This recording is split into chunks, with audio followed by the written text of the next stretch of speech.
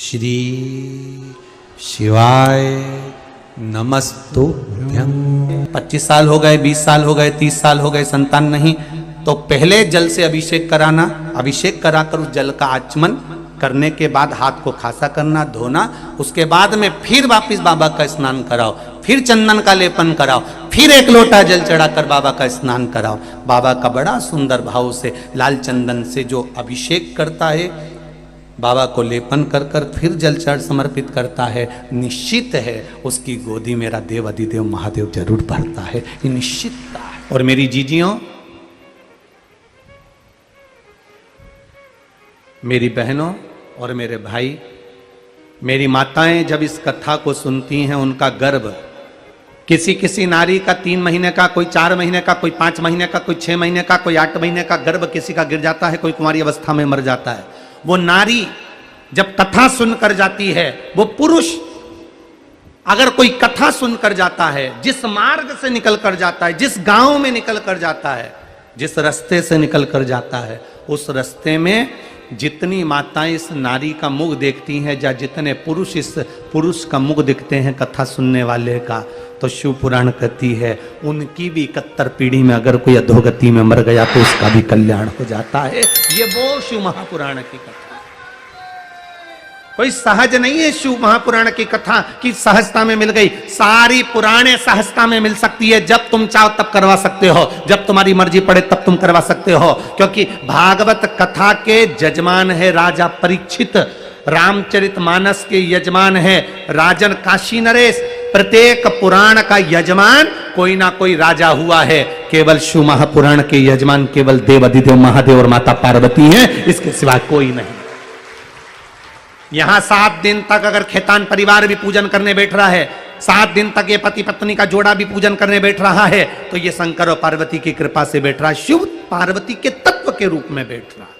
आप अगर कथा सुनने के लिए बैठ रहे हो, आप अगर कथा सुनने के लिए आए हो, चाहे बिहार से आए हो, चाहे नेपाल के हो, जहां के भी आप लोग हो, कथा सुनने के लिए आए हो, तो ये आपको स्वयं शिव ने साथ, जितना मन में लगे उतना हम परमात्मा से हृदय की बात कहें।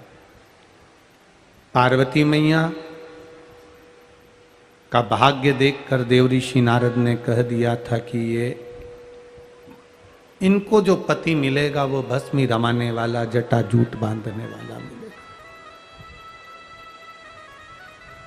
मृगछाला पहनने वाला, जटा जूट बांधने वाला, भस्मी रमाने वाला, ऐसा पति पार्वती जी के भाग्य में लिखा हुआ।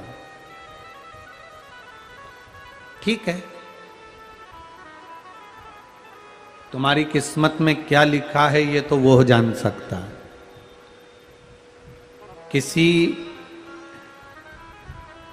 संत हो, महात्मा हो, जोगी हो, सन्यासी हो, तपस्वी हो, साधक हो, उपासक हो, साधारण मनुष्य हो,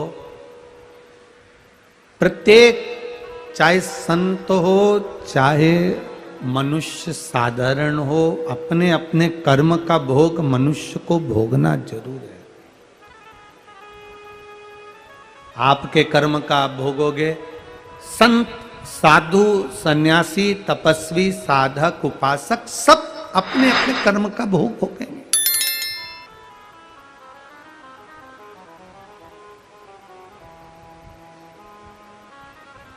और कोई दुनिया की ऐसी ताकत नहीं जो तुम्हारे दुख को काट दे। दुनिया में केवल एक ताकत है, वो है भगवान का भजन और भगवान को चढ़ाया गया एक लोटा जल, जो तुम्हारी तकलीफ को काट सकता है, तुम्हारे दुख को काट सकता है। शिव जी को समर्पित एक लोटा जल, भगवान शंकर का किया गया भजन, भगवान शंकर का किया गया कीर्तन, भगवान की गई भक्ति तुम्हारे दुख को काट सकती है। तुलसीदास जी ने भी अपने भाव में लिखा, कलयुग केवल नाम धारा, सुमर सुमर नर उतरई पारा। कलिकाल में नाम की आधारशिला को महत्व दिया है कि भगवान के नाम को जितना जपोगे उतने अपने दुख को काट सकोगे।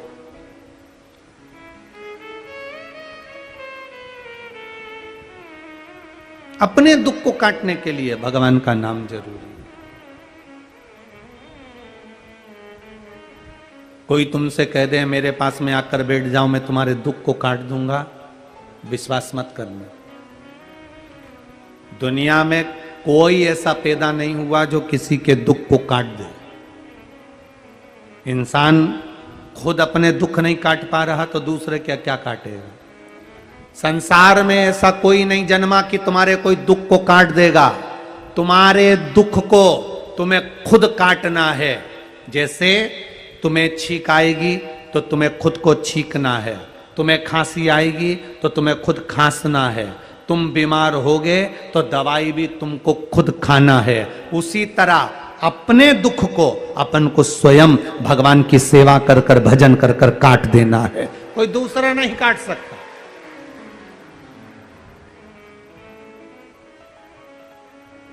अपने दुख को अपन काटेंगे।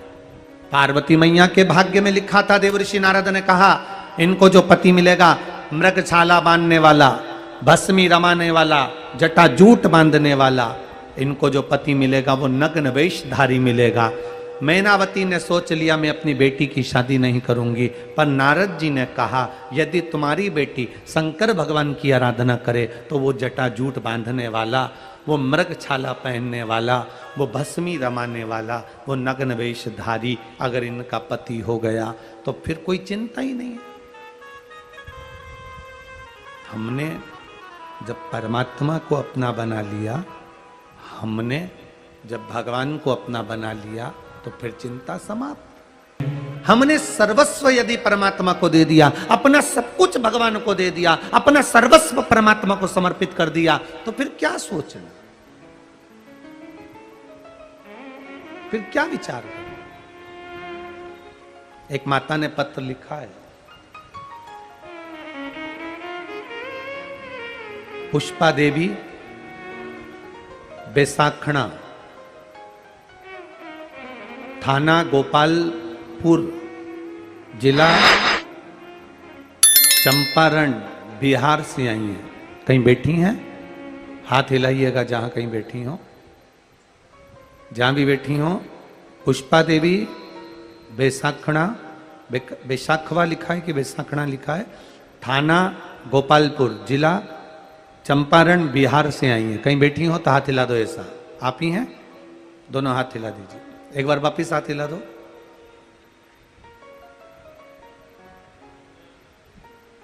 गुरुजी, एक लोटे जल का क्या महत्व है हम क्या बताएं।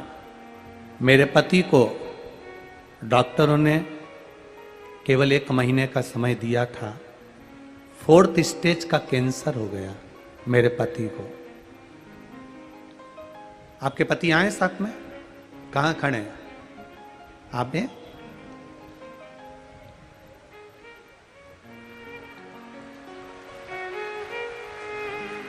मेरे पति को 1 महीने का समय दिया गया था। बिहार, मुंबई सब दूर दिखा दिया था। डॉक्टर ने 4th स्टेज का कैंसर कह दिया था। आखिरी का 1 महीना घर में बच्चे, क्या करा जाए। हमारे पड़ोसी ने कह दिया, टीवी पर कथा आती है सुन लो, 1 महीने का समय डॉक्टर ने दिया है, प्राण तो जाना है। 4th स्टेज का कैंसर है गुरुजी। मैंने पशुपतिनाथ का व्रत प्रारंभ करा। आपने कहा था रात्रि जब मेरे पति की तबीयत बहुत ज्यादा खराब हो गई, तब मैं शिव जी को रात्रि को ही जगाने पहुंच गई। कौन होगा जो रात को 12 बजे गुरुजी शंकर जी को जल चढ़ा देगा, पर आपके वचन पर मैं शंकर के मंदिर पहुंच गई, रात को ही जल चढ़ाकर इनको पिला दिया। 1 महीने डॉक्टर ने बोले थे और वास्तव में गुरुजी इनकी तबीयत ज्यादा खराब होती चली गई। 31 बेलपत्री चढ़ाती, शहद चढ़ाकर इनके मुंह में लगा देती। उठ नहीं पाते, चल नहीं पाते। बाबा की कृपा का क्या वर्णन करूं। घर में 4 लड़की 1 लड़का और पति की अवस्था ऐसी। बाबा से कह दिया, वो सियोर वाला महाराज कहता है सारी समस्या का हल 1 लोटा जल है। अगर मेरे पति के प्राण चले गए तो वो सियोर वाला भी झूठा है। बाबा कुछ कृपा करना। और आज मैं मेरे पति को लेकर आई हूं, जांच कराई, पति का कैंसर समाप्त हो गया, इसलिए मैं उनको लेकर आया। दोनों आ जाओ, पति पत्नी दोनों आ जाओ, हम उस पर भरोसा करें। एक बात इन्होंने लाइन लिख दी, मैंने भी महादेव से कह दिया या तो सीहोर वाला झूठा है या तू झूठा है। 1 महीने में पति के प्राण जा रहे हैं और मैं तड़पती हुई कैसे देखूं। बाबा दूसरी जांच में तो कैंसर ठीक कर दिया। ये शिव तत्व है, ये ओघड़ी है, ये दयालु, उसकी कृपा, उसकी दया। ना हम आपसे कभी मिल पाए ना मिल पाए, पर आपके पास में सारी समस्या का हल, एक लोटा जल आपके पास है। आपके पास कोई शिवालय, आपके पास कोई शंकर का मंदिर होगा, सीहोर वाला महाराज तुम्हारे पास में नहीं होगा, पर मेरा महादेव तुम्हारे गांव में, नगर में, कॉलोनी में, सोसाइटी में, पास में जो शिव मंदिर होगा, उस मंदिर में जाकर एक बार प्रणाम करना, वो सुन लेगा। आओ बाबू।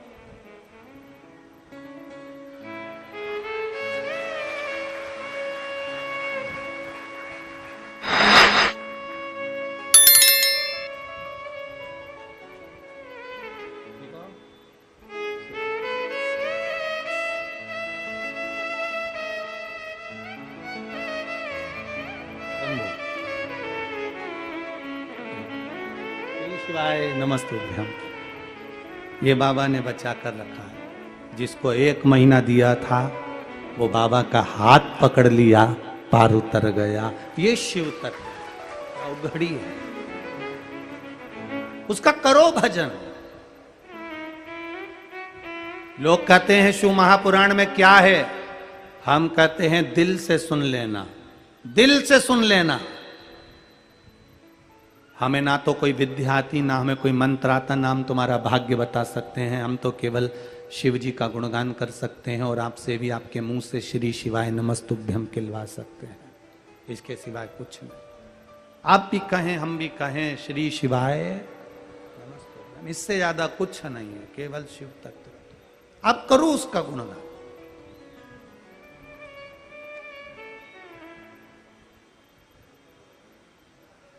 इसी कथा के पंडाल में एक माँ अपने बेटे को लेकर बैठी है। शादी में गोली की फायरिंग ऊपर हो रही थी और बेटे की छाती में 2 गोली लग गई। कहाँ बैठी है वो जिसके बच्चे को गोली लग गई? शादी में फायरिंग ऊपर हो रही थी और बेटे की छाती में 2 गोली लग गई। डॉक्टर ने कह दिया मर गया।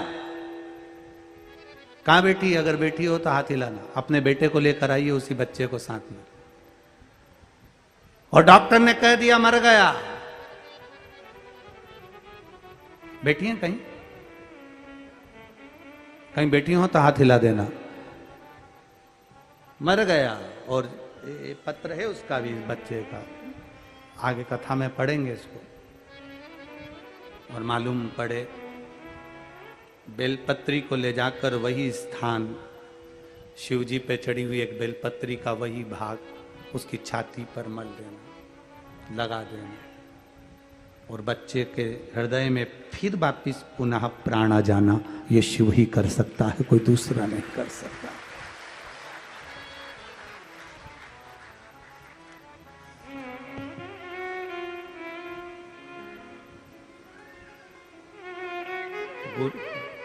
नाम है डेजी सिन्हा, सीतामढ़ी बिहार से आई हैं। पटरिया थाना, सुप्पी जिला, सीतामढ़ी। मोबाइल नंबर ये लिखा है। कहीं बैठी हो तो हाथ हिला सकती हैं। जहां कहीं बैठी हो हाथ हिला सकती हैं। डेजी सिन्हा, सीतामढ़ी बिहार से आई हूं। पटरिया थाना, सुप्पी जिला, सीतामढ़ी।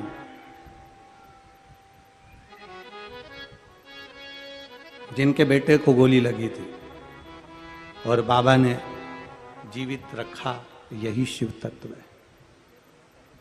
उसकी कृपा। पार्वती के भाग्य में देव ऋषि नारद कह रहे हैं कि इनके भाग्य में ये लिखा है कि इनको नग्नपति, वैशधारी, भस्मधारी, जटाजूट वाला, भस्मी रमाने वाला पति मिलेगा।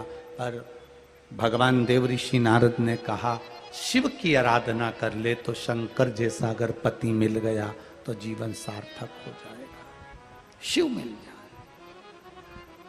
हम अपने घर का सदस्य देवाधिदेव महादेव को बना लिए, फिर दुख समाप्त।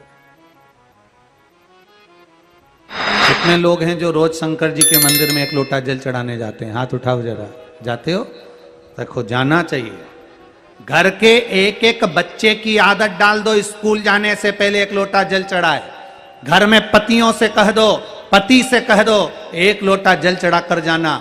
तुम जो कमा कर ला रहे हो उसका भोग हम करेंगे, तुम जो दिन भर मेहनत कर रहे हो उसका भोग हम करेंगे, पर अपने कर्म का भोग तुम्हें खुद करना है। झूठ दुकान पर बैठकर तुम्हें बोलना पड़ता है, नौकरी में तुम्हें बोलना पड़ता है, सर्विस में तुम्हें बोलना पड़ता है, फैक्ट्री, दुकान आदि आदि अपने घर को चलाने के लिए ऐसा कोई पुरुष नहीं जिसको झूठ नहीं बोलना पड़ता होगा। झूठ बोलना पड़ता है तो तुम्हारे कर्म का भोग तुम्हें भोगना पड़ेगा। इसलिए एक लोटा जल चढ़ाओगे तो तुम्हारी दुख की घड़ी में वो चढ़ाया हुआ जल तुम्हारे सामने होगा। तुम्हारी दुख की घड़ी में तुम्हारा चढ़ाया गया एक लोटा जल तुम्हारे सामने होगा। दुख की घड़ी में तुम्हारा किया गया भजन तुम्हारे सामने होगा। दुख की घड़ी में तुम्हारा किया गया पुण्य तुम्हारे सामने होगा। करो शिव का गुणगान। एक एक बच्चे की आदत, एक एक घर के व्यक्ति की आदत, एक एक प्रति व्यक्ति की आदत डाल दो। 5 मिनट लगेगा, शंकर के मंदिर जाओ, लोटा भर के जल चढ़ाओ। जब तुम जल चढ़ाओगे महादेव तुम्हारा हाथ पकड़ लेगा, फिर जिंदगी भर नहीं छोड़ेगा। वो संभाल लेगा, वो साध लेगा। बोल बम का नारा है, बाबा एक सहारा है, उसके सहारे।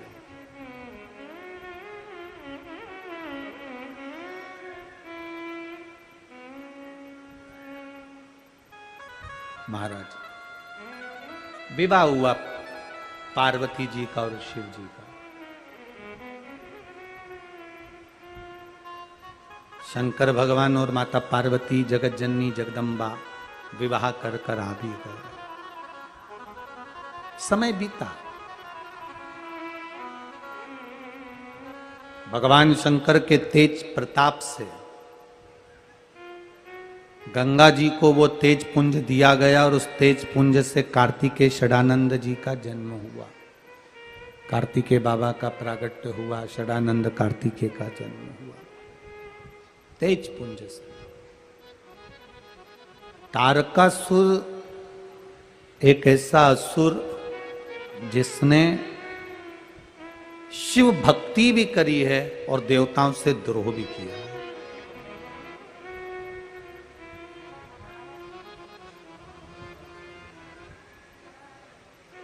शिव भक्ति भी करी और देवताओं से द्रोह भी रखा। पहले की कथा में आप लोगों को कहा था कि शंकर भगवान का बैर किसी से नहीं है। देवता भी देवाधिदेव महादेव का भजन करते हैं, असुर भी भगवान देवाधिदेव महादेव का भजन करते हैं, अप्सराएं भी महादेव का भजन करती हैं, गंधर्व भी देव महादेव का भजन करते हैं। सारे जो भी राक्षस हो, देव हो, असुर हो, सब भगवान देवाधिदेव महादेव का भजन करते हैं, भगवान शिव की भक्ति में डूबे रहते हैं। हम जिसको कमजोर समझते हैं, एक दिन वही बलवान होकर हमारी जिंदगी के सम्मुख में खड़ा होता है।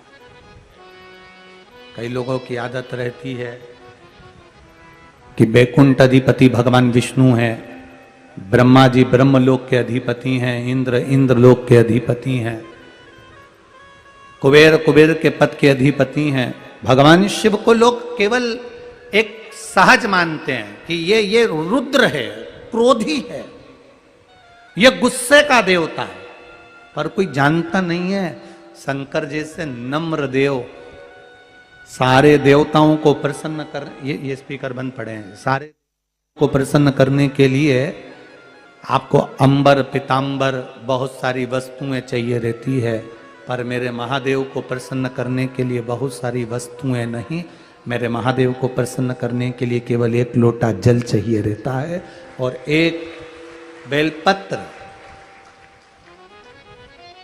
एक बेलपत्र।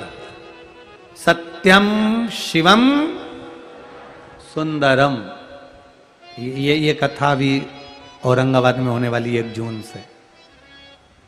एक बेलपत्र शिव को चाहिए रहता है, मात्र एक। कितना बल है बेलपत्र में।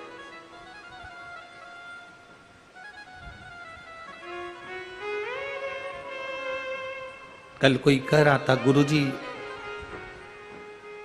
हम काठमांडू जा रहे हैं दर्शन करने के लिए, पर हमारी जो पत्नी है ना, उसको ये पहाड़ का जो रास्ता है ना, इसमें बहुत वोमिटिंग होती है। वो गाड़ी में बैठी और उसको तकलीफ हुई। बहुत सारी दवाइयां हमने दे दी, गोलियां भी दे देते हैं तो भी होती है। तो हमने कहा एक काम करो ना, ये जो बेलपत्री है ना, शंकर जी के शिवलिंग पे चढ़ी हुई एक बेलपत्री, गाड़ी में बैठने से पहले उसके मुख के अंदर कुंदकेश्वर महादेव का नाम लेकर दे दो। उसके बाद जितनी भी गाड़ियों में बैठना खूब बैठो, एक वोमिटिंग नहीं आ सकती है। बेलपत्र कोई साधारण नहीं है। एक बेलपत्र में वो तत्व छुपा होता है, एक बेलपत्र में वो सुख छुपा होता है जो जीवन के हर पहलू में तुम्हारे सम्मुख में होता है। एक बेलपत्र।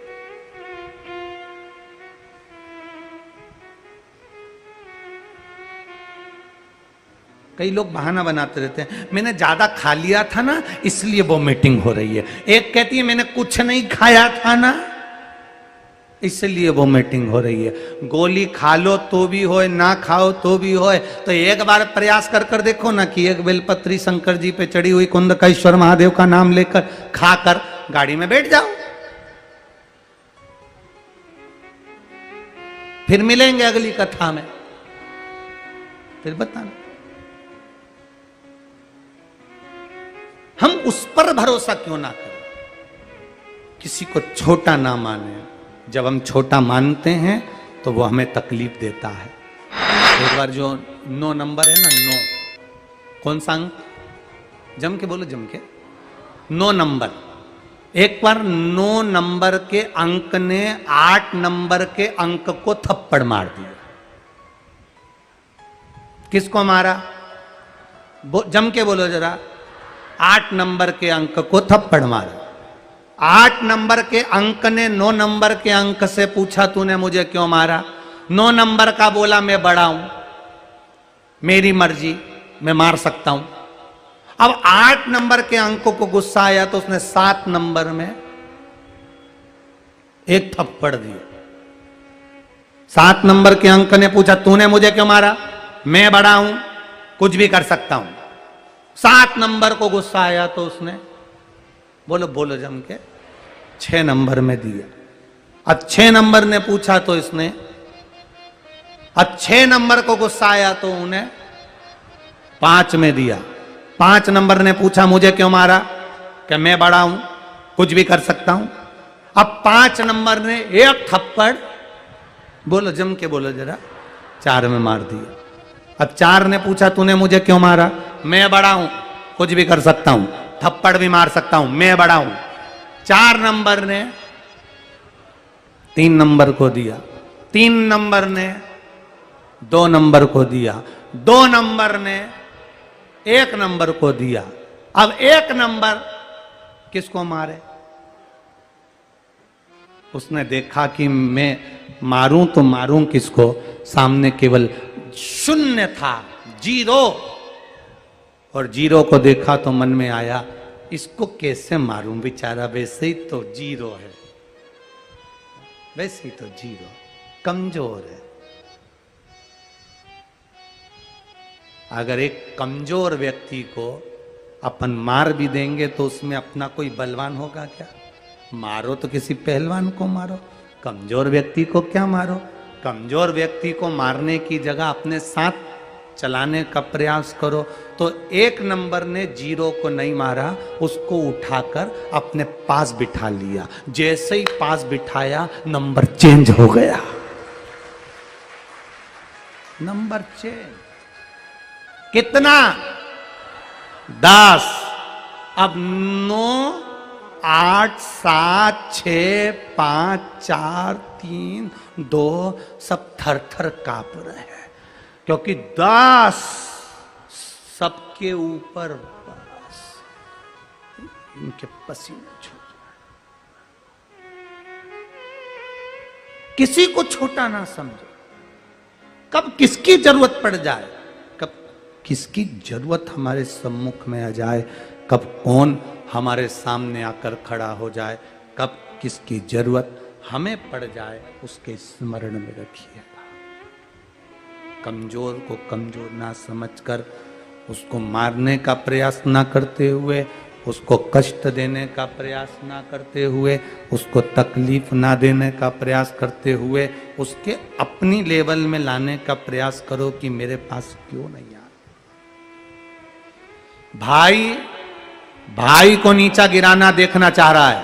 एक भाई को नीचे दिखाना चाह रहा है। एक देवरानी जेठानी को नीचे दिखाना चाहती है, जेठानी देवरानी को नीचे दिखाना चाहती है, पड़ोसी को नीचे दिखाना चाहता है। हम पूरे जीवन में एक दूसरे को नीचे दिखाने का प्रयास कर रहे हैं। शिव महापुराण की कथा कहती है, भगवान शंकर की कथा कहती है कि उनको ऊंचा उठाने का प्रयास करो। अगर एक भी ऊंचा उठ जाएगा तो 4 लोगों में छाती ठोक कर कहोगे कि वो मेरा पड़ोसी है, वो मेरा भाई है, वो मेरा बंधु है, वो मेरा सखा है।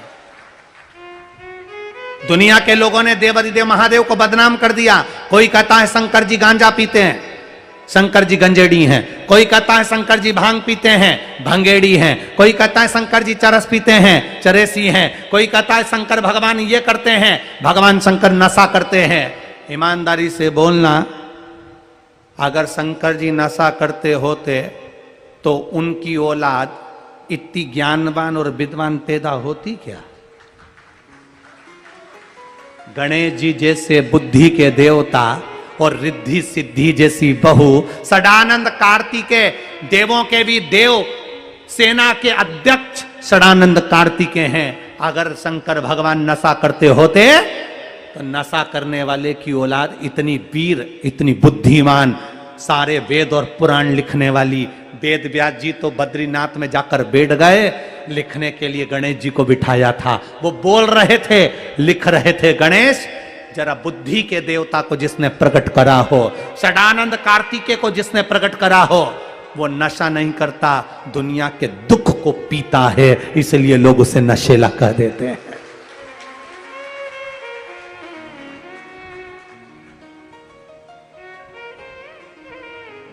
लोग नशेला कर देते हैं। जरा सा जिंदगी में दुख आता है और आप मदिरा की दुकान पहुंच जाते हो। जरा सा जिंदगी में दुख आता है और आप मैखाने पहुंच जाते हो। जरा सा जिंदगी में दुख आता है और आप शराब का नशा करने पहुंच जाते हो।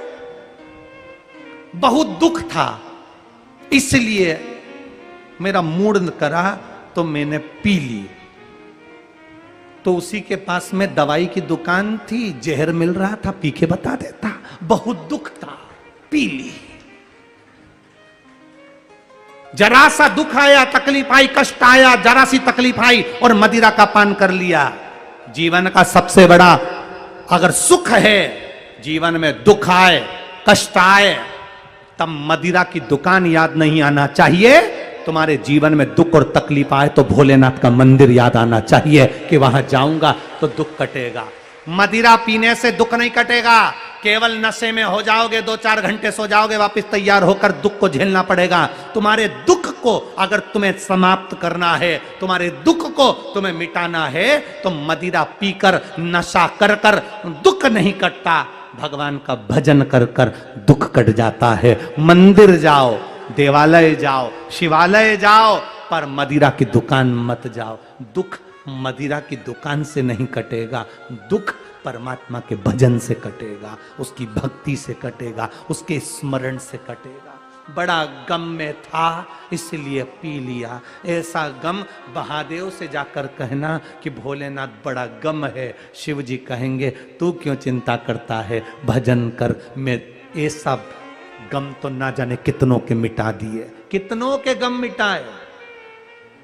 जिसको 1 महीना डॉक्टर ने कह दिया, जिसको 10 साल औलाद नहीं हुई, जिसकी किडनी लीवर बेकार हो गई, जिसकी छाती में 2 गोली लग गई, कौन बचा सकता है? केवल एक शिव, केवल एक ओघड़ी और तुम्हारा विश्वास, तुम्हारा भरोसा, तुम्हारी दृढ़ता।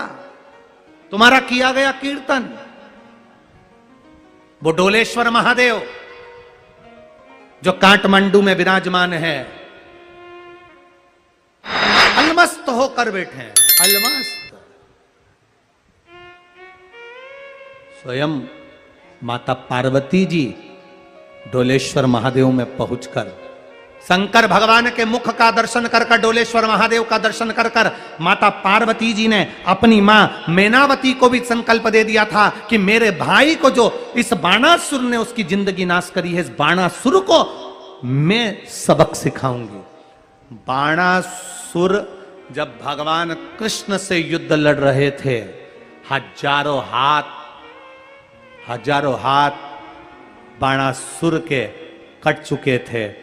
बाणासुर को भगवान कृष्ण जब बाण मारने वाले थे मृत्यु के लिए, शंकर भगवान ने कह दिया आप नहीं मार सकते, क्योंकि आपने प्रहलाद को वचन दिया है कि तेरी 18 पीढ़ी पर मैं कभी हाथ नहीं उठाऊंगा, उनके प्राण नहीं हरूंगा। ये प्रहलाद की पीढ़ी में जन्मा है, इसलिए तुम इसे मार नहीं सकते हो। कृष्ण तुम इसे मार नहीं सकते। क्यों? क्योंकि शंकर जी जानते थे बाणासुर किसी से नहीं मरेगा, बाणासुर केवल एक कन्या से मरेगा। इसलिए पार्वती जी ने कन्या का रूप रखकर उसको मारा था।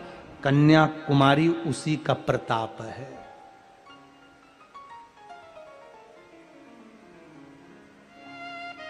अर्ध कुमारी उसी का प्रताप है। कन्या का रूप लेकर मारूंगा। अर्ध कुमारी में मां बेटी कुंवारी का रूप रखकर, कुंवारी कन्या का रूप रखकर, आज भी नेपाल की भूमि पर कन्या का पूजन होता है, कुंवारी कन्या का पूजन होता है। आज भी नेपाल की भूमि पर, इस नेपाल देश में एक नियम है, यहां पर अब है कि नहीं पता नहीं खेतान जी, पहले ऐसा नियम हमने शास्त्रों में अध्ययन किया है, पढ़ा है कि यहाँ एक कन्या को देवी के स्वरूप में पूजा जाता है आज भी कि नियम की नहीं है? यहाँ कन्या को देवी के स्वरूप में पूजा जाता है। छोटी सी कन्या जो रजो धर्म से नहीं आती, छोटी सी कन्या, उसको देवी बनाया जाता है और उसकी आराधना करी जाती है, पूजन करी जाती है, चरण पूजन करी जाती है। कौन ने कहा कि यहाँ नेपाल की भूमि पर कन्या के पूजन का प्रमाण क्यों आया? क्योंकि माता पार्वती जी बैठी उस डोलेश्वर की भूमि पर शंकर भगवान की आराधना करने के लिए, एक तक होकर शिव की आराधना में मां जगत जननी पार्वती बैठ गई। तब देवाधिदेव महादेव आए, पार्वती से कहा बाणासुर को तुझे मारना है। पार्वती कहती है मैं कैसे मार सकती हूं? पार्वती, बाणासुर ने वचन मांगा था मैं किसी से नहीं मरूं कन्या के सिवा। कन्या में इतना बल नहीं होता कि वो असुर को मार दे, राक्षस को मार दे।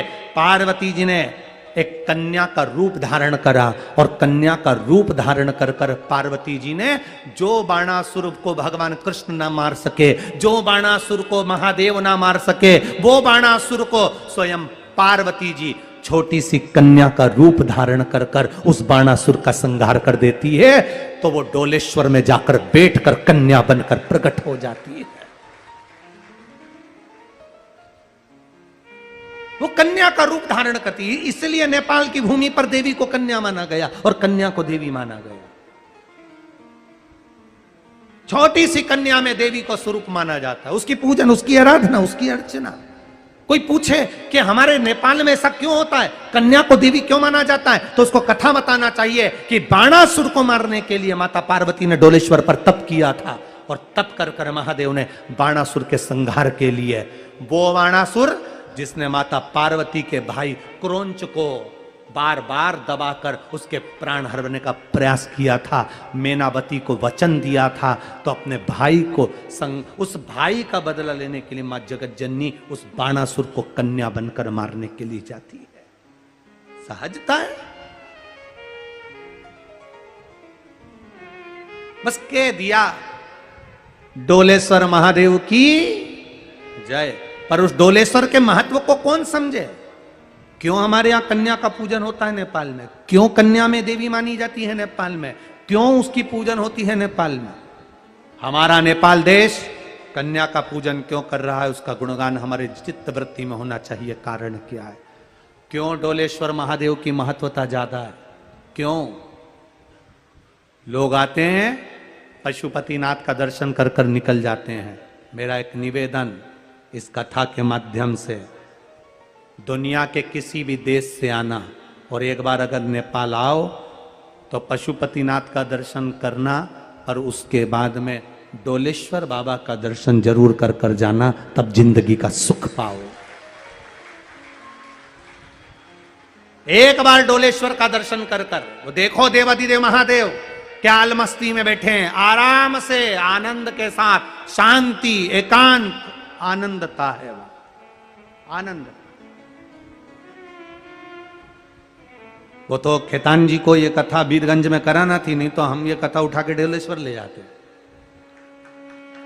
इस कथा को हम डोलेश्वर ले जाते। वो तो ये कथा खेतान जी को वीरगंज वालों के लिए कराना थी कि हमारा वीरगंज का लोग सुने, नहीं तो उठा कर ले जाते हम इसको डोलेश्वर। हम कह देते खेतान जी को, स्वामी जी से कह देते हम तो कि इसको ले चलो वहां डोलेश्वर की धरा पर, महादेव के चरणों में सुनाया जाए।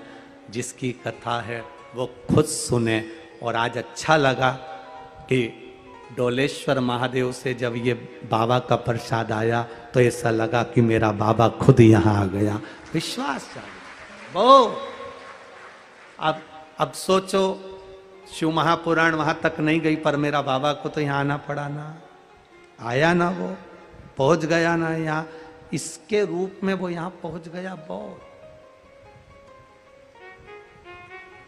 इस कथा में रुद्राक्ष की मालाएं नेपाल वाले बहुत चढ़ाए हैं।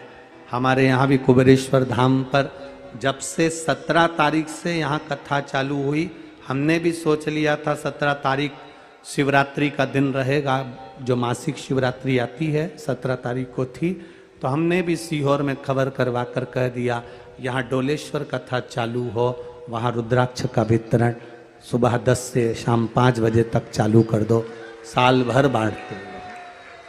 अब लोग साल भर में कभी भी, आप लिख लेना 17 मई को चालू हुआ है तो अगली 17 मई के बीच में कभी भी आप सीहोर आएंगे, कुबेरेश्वर धाम पहुंचेंगे, सुबह 10 बजे से 5 बजे तक कभी भी पहुंचोगे, बाबा का प्रसाद अमृत तुल्य जो रुद्राक्ष कंकर शंकर की धरा का है, जिसको पानी में गलाकर शिव जी को चढ़ाकर पिया जाता है, किडनी लीवर कैंसर आदि कादिक में लोगों को लाभ होता है। गले में एक माँ ने लिखा है, मेरी बेटी सीहोर का रुद्राक्ष पहनी थी और उसका एक्सीडेंट हो गया, पूरी गाड़ी खल्लास हो गई। कहाँ कोई बैठी है माँ जिसने पत्र लिखा था, जिसकी लड़की की पूरी गाड़ी समाप्त हो गई, और मेरी बेटी बाबा देवाधिदेव महादेव ने बचा लिया, उसका रुद्राक्ष उसके साथ था। ये शिव तत्व है महाराज, ये ओघड़ी का तत्व है, उसको पहचानो। और केवल रुद्राक्ष लेकर नहीं, जब तुम सीहोर के कुबेरेश्वर धाम पर जाओ, कुबेरेश्वर धाम की धरा पर जाओ, वहां बैठकर कंकर शंकर की भूमि पर 108 बार श्री शिवाय नमस्तुभ्यम बोलकर, अपने दिल की बात कहकर, बाबा से पाथरी पूजन कर कर, कंकर शंकर की पूजन कर कर जब वापिस आओ, बैग मत खोलना, 3 महीने तक बंद ही रहने देना। 3 महीने में बाबा तुम्हारे मन की अभिलाषा पूरी करेगा, वही बैग लेकर वापिस बुला लेगा। ये शिव तत्व, वो ओघड़ी है, ओघड़ी है।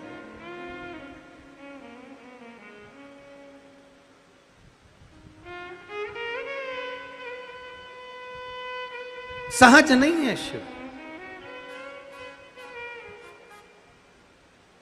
मेरा भोलेनाथ सहज नहीं, उसको जानना, उसको समझना, उसको पहचानना सरलता का विषय नहीं। शिव तत्व, शिव की आराधना करना, भगवान शंकर की आराधना करना,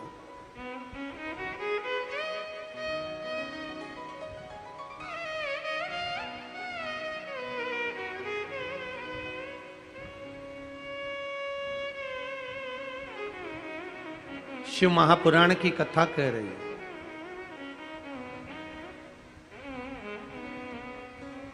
तारकासुर असुर है,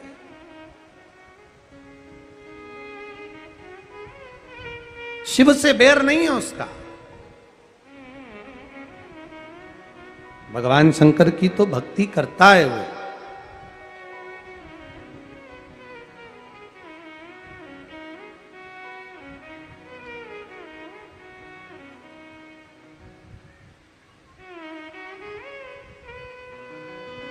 उसका फल मिलता जरूर है।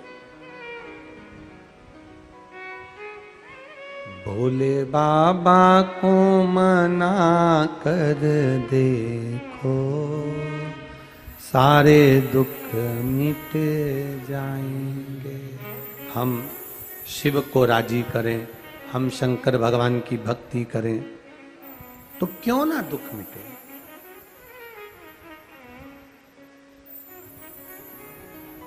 हम भगवान शिव की आराधना करें, क्यों ना दुख मिटे।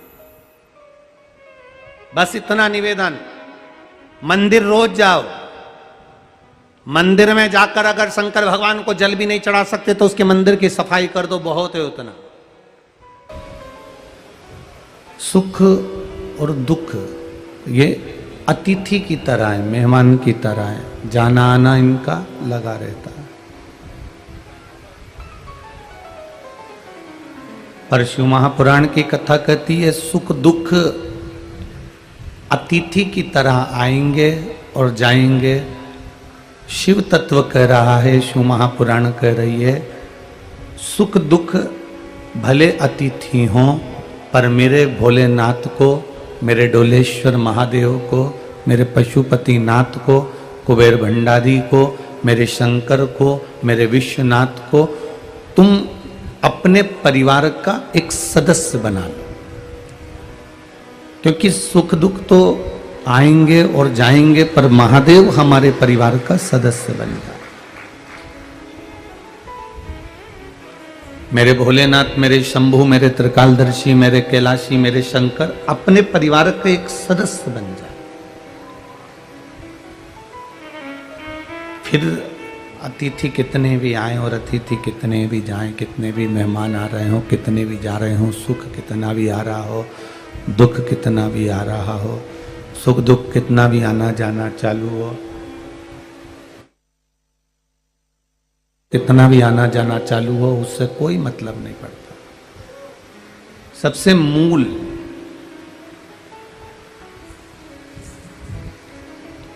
सबसे महत्वपूर्ण हमारा शिव का, हमारे परिवार का एक सदस्य बन जाना। और जब भोलेनाथ जी अपने परिवार के सदस्य बन जाएंगे, शंकर भगवान अपने परिवार के सदस्य बन जाएंगे, तो जो घर का सदस्य होता है वो घर में घर जैसा रहता है, अतिथि जैसा नहीं रहता, मेहमान जैसा नहीं रहता। आपके जीवन में थोड़ा सा भी कष्ट आएगा तो जो घर का सदस्य है वो भी दुखी हो जाएगा। आपके जीवन में थोड़ी सी खुशी आएंगी तो जो आपके घर का सदस्य है वो भी खुश हो जाएगा। तो हमारे जीवन में जो दुख आएगा या तकलीफ आएगी या कष्ट आएगा तो हमारा देवाधिदेव महादेव हमारे सामने आकर खड़ा हो जाएगा और उस दुख को रोकने का प्रयास करेगा। जब परिवार का सदस्य स्वयं शिव बन गए, परिवार के सदस्य स्वयं शंकर बन गए, तो अतिथि में और परिवार के सदस्य में अंतर होता है। अतिथि आया है तो वो केवल रहेगा, खाएगा, पिएगा, रुकेगा, कपड़े बदलेगा, मिलेगा, जुलेगा और चले जाएगा।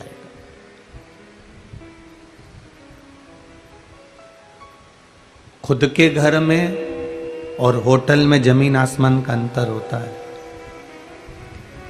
धर्मशाला में रहना और अपने घर में रहने में जमीन आसमान का अंतर होता है। होटल में रहना और घर में रहना जमीन आसमान का अंतर होता है। होटल में, धर्मशाला में व्यक्ति आता है, चादर भी बेकार कर जाएगा, टॉवल भी बेकार कर जाएगा, वॉशरूम भी बेकार कर जाएगा, घर का पूरा जो भी होटल का सामान है उसका मिसयूज कर कर पटक कर चले जाएगा। धर्मशाला में कहीं थूक जाएगा, गंदगी कर जाएगा, कहीं कुछ कर जाएगा, कहीं कुछ कर जाएगा, पटकेगा, चले जाएगा। और खुद का यदि घर हो, खुद का अगर कमरा हो खुद का अगर मकान हो तो वो गंदगी करेगा क्या? जम के बोलो जरा, नहीं करेगा।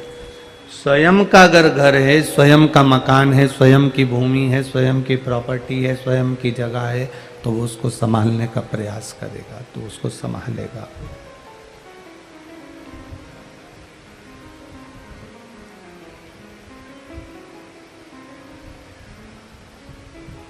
परमात्मा जिस दिन हमारा हो गया, मेरा देव अधिदेव महादेव जिस दिन हमारा हो गया, मेरा उगड़दानी त्रिकालदर्शी कैलाशी अविनाशी मेरा डोलेश्वर महादेव जिस दिन हमारा हो गया, अपना हो गया, फिर जैसे अपने घर को हम संभाल कर रखते हैं, अपने कमरे को हम सजा कर रखते हैं, अपने घर को हम संजो कर रखते हैं, अपने घर की हम सफाई रखते हैं, जिस दिन इस आत्मा का मालिक परमात्मा हो गया, उस दिन इस शरीर को संभालने की जवाबदारी उस परमात्मा की हो जाती है।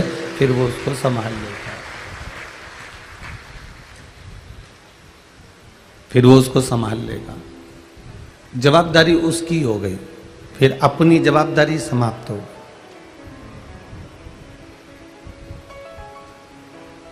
एक छोटा सा बच्चा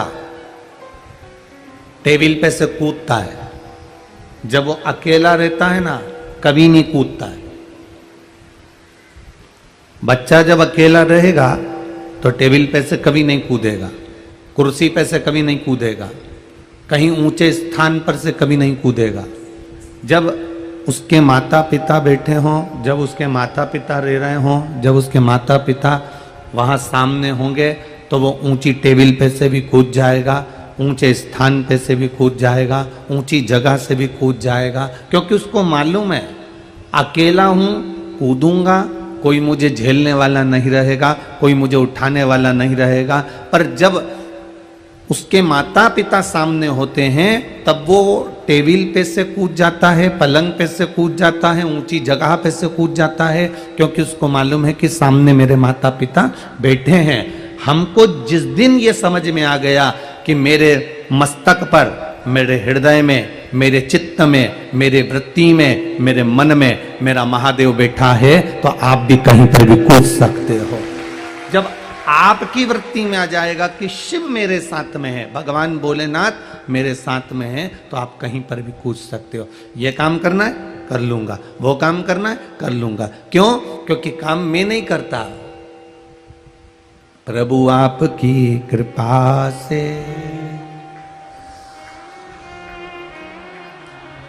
सब काम हो रहा है। फिर मैं नहीं करूंगा, करेगा वो देव अधिदेव महादेव, क्योंकि आपके भीतर वो उतर कर बैठ गया, आपके अंदर वो आकर समा कर बैठ गया, आपकी चित्तवृत्ति में वो परमात्मा कर बैठ गया, आपकी बुद्धि में, आपके नयनों में, आपकी श्रवण शक्ति में, आपके हृदय में, सब जगह पर वही बैठा हुआ है। बस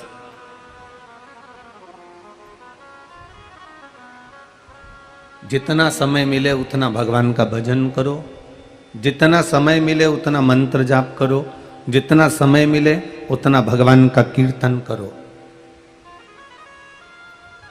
कम बोलो पर काम का बोलो।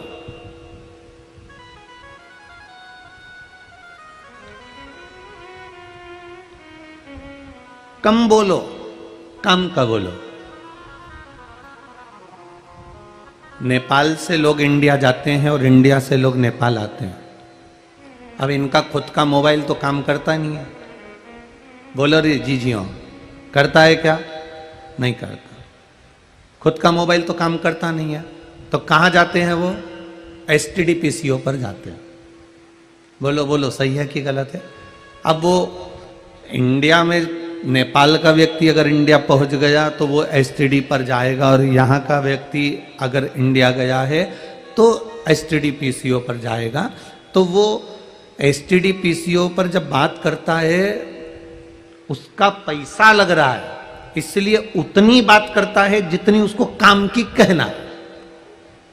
अब वो क्या बहुत घंटों तक उठा के बात करता रहेगा? जीजी ने रोटी खाई कि नहीं खाई, काका जी गया कि नहीं गया, गाय को पानी पिलाया कि नहीं पिलाया, छत पे पक्षी आया कि नहीं आया, कबूतर को दाना दिया कि नहीं दिया, पीछे गए थे कि नहीं गए थे, खेत पर कौन गया था, ट्रैक्टर कहाँ रखा हुआ है, ट्रैक्टर का पहिया कैसा है, ट्राली का पहिया कैसा है, गाड़ी की डिक्की में सामान क्या क्या रखा है, फालतू की बात करेगा क्या? नहीं करेगा। एसटीडी पर गया है तो एसटीडी पर जाने पर जब वो थोड़ी सी देर कॉल लगाता है तो केवल काम की बात करता है। मैं बीरगंज पहुंच गया हूं, कथा में बैठ गया हूं, घर पे सबको कह देना आराम से भोजन कर रहा हूं, कथा को सुन रहा हूं, चिंता बिल्कुल मत करना। 5 बात में उसने पूरी बात खत्म कर दी और तुरंत कॉल को रख दिया एसटीडी पर, क्योंकि उस जगह पर उसको मालूम है कि ये एसटीडी है, यहां पर जितना बोलेंगे उतना पैसा लगेगा, काम की बात बोलेंगे तो सब अच्छा रहेगा। उसी तरह परमात्मा के मंदिर में जाओ, एसटीडी से काल दूसरी जगह लग रहा है, वहां पर तुम उतना ही बोल रहे हो जितना लग रहा है। भगवान के मंदिर जाना, देवालय जाना, परमात्मा की चौखट पर जाना, शिवालय जाना, वहां बैठकर परमात्मा के सामने उतना ही बोलना जितना तुम परमात्मा तक सूचना पहुंचाना चाहते हो, उससे अधिक नहीं बोलना। आप उतना बोलो जितना उसके द्वार पर जाकर हम सूचित कर दें, उसकी चौखट पर जाकर सूचित कर दें, उसके द्वार तक हम सूचित कर दें, उससे ज्यादा नहीं।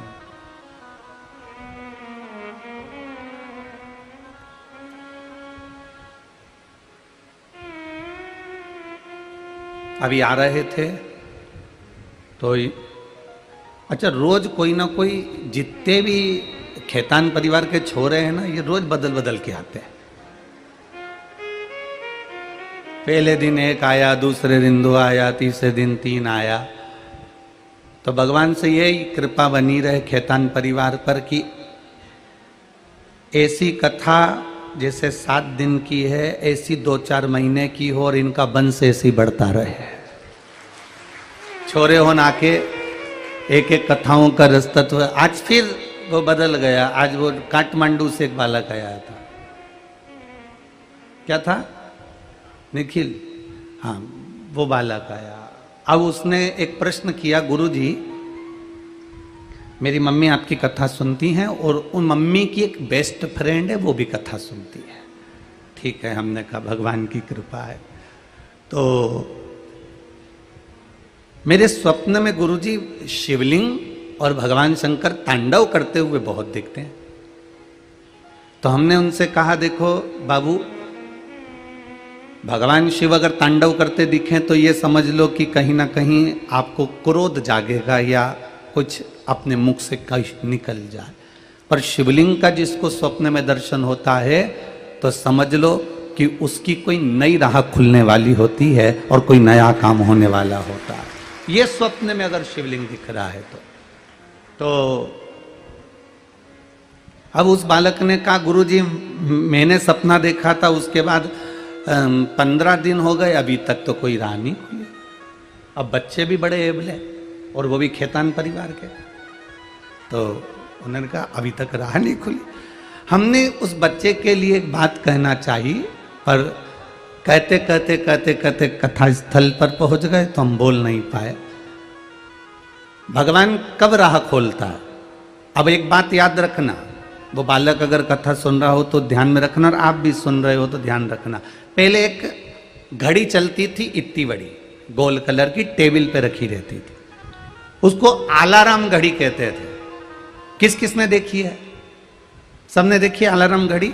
उसमें चाबी भर दी जाती थी पीछे से, और पीछे से चाबी भर देते थे, उसमें चाबी भरने के बाद उसमें समय डाल देते थे, और वो घड़ी उस समय पर, जो समय उस घड़ी में डाला जाता था, उस समय पर वो घड़ी जम के बोलो बज जाती थी। अब जिस समय पर तुम घड़ी की चाबी भर रहे हो उस समय घड़ी बजती है क्या?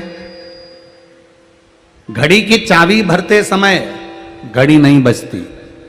घड़ी में चाबी भरते समय घड़ी नहीं बजेगी, पर वो घड़ी की आदत है।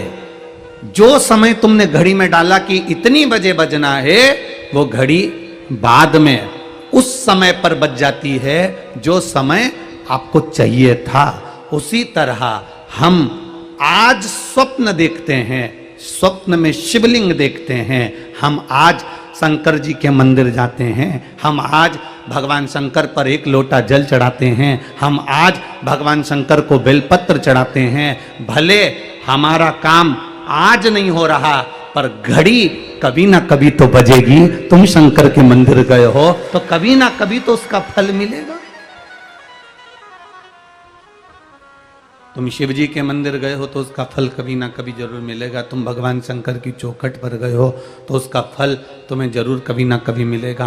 तुम भगवान के द्वार गए हो तो उसका फल तुम्हें जरूर मिलेगा। तुमने अगर शिव महापुराण की कथा को पंडाल में बैठकर श्रवण किया है, टीवी पर सुना, मोबाइल पर सुना, उसका फल कभी ना कभी जरूर मिलेगा। आपका और हमारा मिलन तो कभी हुआ नहीं। एक पत्र आया, देखिए।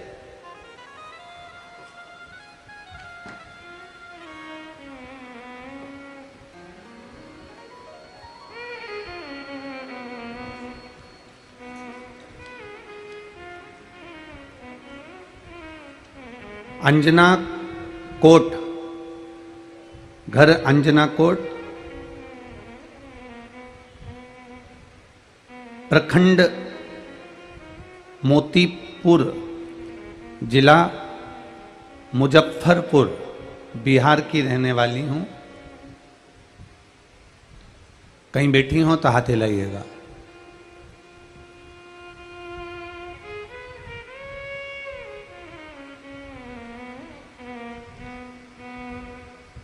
अनामिका कुमारी, मुजफ्फरपुर से आई हूं। घर अंजना कोट, मोतीपुर, मुजफ्फरपुर। मोबाइल नंबर ये है। कहीं बैठी हो तो हाथ हिलाए। कहीं बैठी हैं, आप ही हैं, हाथ हिलाइएगा। ऐसे कर दीजिए। श्री शिवाय नमस्तुभ्यम। गुरुजी, मेरी शादी को 10 साल हो गए थे, पर संतान का सुख नहीं था। सारे डॉक्टरों से इलाज करवाया, दूर दूर तक हम इलाज करवाने के लिए गए, पर संतान का सुख नहीं हुआ। हमारे परिचित ने कहा कि टीवी पर कथा आती है, केवल टीवी के सामने बैठकर आस्था चैनल पर कथा सुनना और बाबा से प्रार्थना करना। सियोर वाला महाराज कुछ कुछ बता देता है कभी कभी। बस टीवी के सामने कथा सुनना चालू करा और आपने पशुपतिनाथ के व्रत का वर्णन करा। तुमरुका जी की सफेद आंकड़े की जड़ वाला प्रयोग बताया। बस मैंने सारे डॉक्टरों का इलाज करवा चुकी थी, आखिरी में हार चुकी थी। शादी के 10 साल निकल गए थे, संतान का सुख नहीं था। पर बाबा की कृपा से जब मैंने पशुपतिनाथ का व्रत करा और सफेद आंकड़े की जड़ का प्रयोग करा, तो 10 साल के बाद बाबा ने मेरी गोदी भर दी। उस बच्चे को लेकर मैं यहां आई। बच्चा आया है साथ में, ले आओ, ले आओ, ले आओ, जल्दी लाओ। 10 साल के बाद बाबा की कृपा से मेरे घर संतान की प्राप्ति हुई है। मेरा बच्चा 3 महीने का है, इसलिए मैं उसको यहां पर प्रणाम कराने के लिए लेकर आई हूं। बाबा की कृपा, उसकी उदारता, ये शिव तत्व है, ये औघड़ी है। हमने उसका भजन किया, फिर निवेदन करेंगे। घड़ी में आप समय भर दीजिए। आपने घड़ी की केवल चाबी भर दी, आपने घड़ी में चाबी भर दी है, आपने घड़ी के अंदर चाबी भर दी है। राम जी ही कृपा करने वाले हैं। घड़ी के अंदर चाबी भर दी है, और घड़ी में अगर आपने चाबी भर दी, फिर भरने के बाद आप छोड़ दो। घड़ी में चाबी भरने के बाद जब आपने छोड़ दिया, समय आएगा, अपने आप अलार्म, बोलो जम के बोलो, बज जाएगा। आप शंकर जी के मंदिर में जाकर जल चढ़ा दो, आप शिव जी का गुणगान कर लो, आप शंकर जी पे 1 लोटा जल चढ़ा दो, आप शंकर जी पे एक बेलपत्र चढ़ा दो, आप श्री शिवाय नमस्तुभ्यम का मंत्र जाप कर लो। आप करो। आप भगवान शिव की अविरल भक्ति का जाप करो। आप भगवान शंकर की अविरल भक्ति का भजन करो। तेरे मंदिर में आना मेरा काम है और मेरी बिगड़ी बनाना। तेरा काम है। आप उसके दरवाजे तक जाओ, आप उसकी चौखट तक जाओ, आप उसके द्वार तक पहुंचो। फिर जल चढ़ाते रहो, चढ़ाते रहो, चढ़ाते रहो, बेलपत्र चढ़ाते रहो, शंकर भगवान का भजन करते रहो, शिव महापुराण की कथा सुनते रहो। जब आपके भजन का फल जब मेरे महादेव देख लेंगे कि तेरी दुख की घड़ी आई है, उस समय पर वह अलार्म बजाना प्रारंभ कर देंगे। उस समय पर तुम्हारा भजन सामने आकर खड़ा हो जाएगा, गला पकड़ वो करेगा।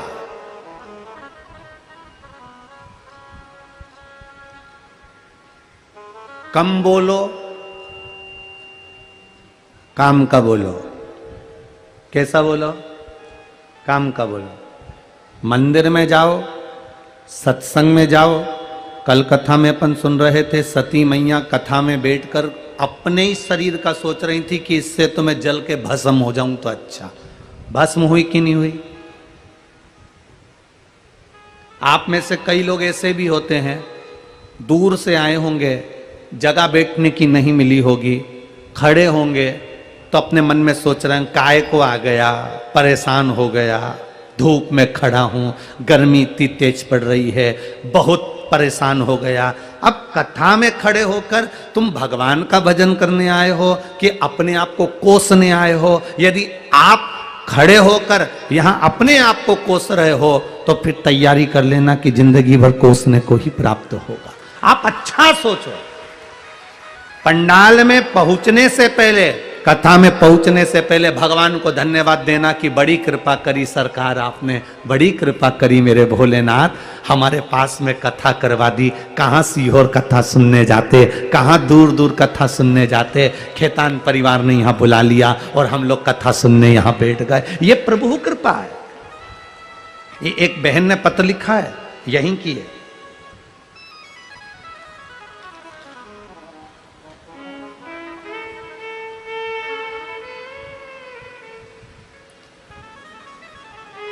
मेरा नाम संगीता मिश्रा है, मैं बीरगंज के निवासी हूं, ward number 16, Ganesh toll, Nagwa, Parsa जिला।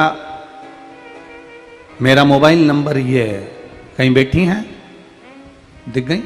हाँ, दोनों हाथ हिला दो ऐसा। हाँ, ठीक ठीक ठीक, दिख गए। श्री शिवाय नमस्ते। मैं संगीता मिश्रा, मैं बीरगंज के निवासी हूँ, ward number 16, Ganesh toll, Nagwa, Parsa जिला। मेरा मोबाइल नंबर ये है। गुरुदेव श्री शिवाय नमस्तुभ्यम। बीरगंज में रहते रहते जीवन निकल गया, पर बाबा की कृपा का मैं क्या बखान करूं। आज तक पास में पशुपतिनाथ थे पर जाना नहीं हुआ। काम में इतने व्यस्त रहते थे, परिवार में, घर में कोई जाने का मन नहीं करता था, ना कभी कथा सुनते थे, ना कहीं जा पाते थे, ना कभी मंदिर देवालय। पर गुरुदेव टीवी के माध्यम से एक बार केवल चैनल चालू करते करते आपकी कथा मिल गई और वो कथा में ऐसा मन लग गया कि बस कथा सुनी और सुनने के बाद पशुपतिनाथ और गलेश्वर महादेव सब दर्शन बाबा ने करा दिए। ये शिव कृपा। हमने ना जाने कौन सा पुण्य करा होगा जो ये कथा बीरगंज में हो गई। बहन, बीरगंज वालों का तो पुण्य है, साथ में ये खेतान परिवार का कोई पुण्य उदय हुआ तो ये कथा हो गई। 71 पीढ़ी को तार देती है शिव महापुराण की कथा। किसी एक पीढ़ी से मतलब नहीं होता। बैठो बहन, एक पीढ़ी से मतलब नहीं है, 71 पीढ़ी।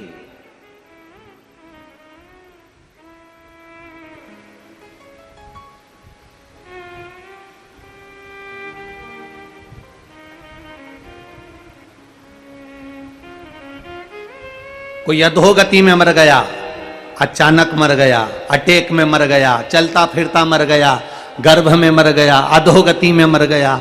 बहुत अभिलाषा उसके मन में थी, मैं ये भी करूंगा, मैं वो भी करूंगा, मैं ये कर दूंगा, मैं वो कर दूंगा। इतनी अभिलाषा लेकर व्यक्ति के जब प्राण छूट जाते हैं तब ये जीवात्मा ऊपर जब जाती है तो परमात्मा से विनय करती है कि मेरी मुक्ति का कोई यत्न करो। क्योंकि जो बहुत फैलाया होता है, बहुत कुछ करना है उसको जिंदगी में, तो वो खाना भी नहीं खा पाता, पानी भी नहीं पी पाता, बस अपनी लगन में काम करता रहता है। मैं ये कर लूं, मैं वो कर लूं, मैं ये कर दूंगा, मैं वो कर दूंगा, फैला हुआ है। और एकदम मृत्यु ने जकड़ लिया, एकदम काल ने जकड़ लिया और उसके प्राण छूट गए, वो मर गया। मरने के बाद वो जीवात्मा, गरुड़ पुराण कह रही है, वो जीवात्मा उस परमात्मा से कहती है, अपने पूर्वजों से, अपने पितरों से कहती है कि मेरी मुक्ति, मैं भटकता रहा, ये भी करना है, वो भी करना है, मेरा चित्त एक जगह स्थिर नहीं हो पाया, अब मेरी मुक्ति का यत्न करो। तब पूर्वज भी कहते हैं, भगवान बैकुंठ अधिपति भी कहते हैं, जिस दिन कैलाश अधिपति कृपा कर देंगे और तेरे कुल में कभी जीवन में एक बार शुभ। प्यारे भक्तों, आज की कथा में हमारे पूज्य श्री पंडित प्रदीप जी मिश्रा ने आज की श्री शिव महापुराण कथा के अध्याय में जो भी उपाय बताए हैं, अगर आप इन उपायों को अपने जीवन में निरंतर करते हो तो आपको अवश्य ही लाभ प्राप्त होगा। तो भक्तों, इसी के साथ आज की श्री शिव महापुराण कथा के अध्याय को यही समाप्त करते हैं। मिलते हैं एक और नए अध्याय के साथ, तब तक के लिए हर हर महादेव। प्यारे भक्तों, अगर आपने अभी तक हमारे चैनल को सब्सक्राइब नहीं किया है तो प्लीज चैनल को सब्सक्राइब करके कमेंट बॉक्स में हर हर महादेव अवश्य लिखिए। और श्री शिव महापुराण का भाग 2 देखने के लिए हमारे चैनल को सब्सक्राइब करके वीडियो को दिल से लाइक जरूर कर दीजिएगा। तो मिलते हैं दोस्तों एक और नए वीडियो के साथ।